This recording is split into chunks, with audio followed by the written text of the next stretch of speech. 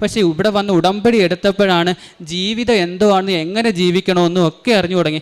ഇനി ഈ ഭൂമിയിൽ ഞാൻ ഏറ്റവും പ്രാർത്ഥിക്കുന്നതാ, ഈ ജീവനുള്ളിടത്തോളം കാലം ഉടമ്പടിയിൽ സത്യസന്ധമായി നിന്നുകൊണ്ട് എൻ്റെ കാര്യങ്ങളെക്കാൾ കൂടുതലും മറ്റുള്ളവർക്ക് ചെയ്ത് ഓരോ ദിവസവും ഓരോ മക്കളുടെ കരങ്ങളിലേക്ക് എൻ്റെ അപ്പയെ എനിക്ക് പറഞ്ഞും പകർന്നും കൊടുക്കാൻ സാധിക്കണേ എന്ന് പ്രാർത്ഥിച്ചുകൊണ്ട് എല്ലാ നന്ദിയും പറഞ്ഞ് ഇനിയും ഞാൻ ഒരുപാട് സാക്ഷ്യങ്ങളുമായിട്ട് ഇവിടെ വരുമെന്ന് ഉത്തമ ബോധ്യമുണ്ട്. നിർത്തുന്നു. യെശയ്യാ പ്രവാചകൻ്റെ പുസ്തകം 58-ാം അധ്യായം 11-ാം തിരുവചനത്തിൽ, കർത്താവ് നിന്നെ നിരന്തരം നയിക്കും, മരുഭൂമിയിലും നിനക്ക് സമൃദ്ധി നൽകും, നിന്റെ അസ്ഥികളെ ബലപ്പെടുത്തും, നനച്ചു വളർത്തിയ പൂന്തോട്ടവും വറ്റാത്ത നീരുറവയും പോലെയാകുന്നേ.